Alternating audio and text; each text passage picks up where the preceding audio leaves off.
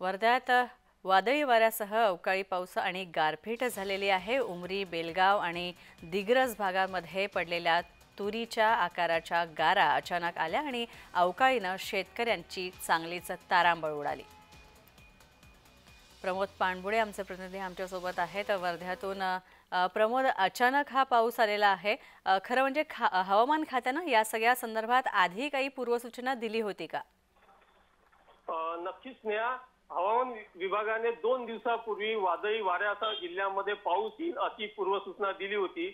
त्यानंतर आज जवळपास 4 ते 4:30 वाजताच्या सुमारास वर्ध्याच्या काही भागामध्ये जसं की उमरी, बेलगाव, दिग्रस, मांडवा या भागामध्ये वादळी वाऱ्यासह तुरीच्या आकाराची गार पडली आणि उन्हाळी पीक जे होतं शेतकऱ्यांचं जसं की तीळ आहे, वांगी आहे, भाजीपाला आहे या पिकाचं मोठ्या प्रमाणात या परिसरामध्ये नुकसान झालेलं आहे। स्नेहा, नक्कीच धन्यवाद या सगळ्या माहितीबद्दल। तर आपण पाहतोय वर्ध्यामध्ये हवामान खात्याने दिलेल्या इशाराप्रमाणेच अवकाळी बरसलेला आहे आणि गारपीट सुद्धा झालेली, यामुळे शेतकऱ्यांचं आणि उन्हाळी पिकांचं नुकसान झालंय।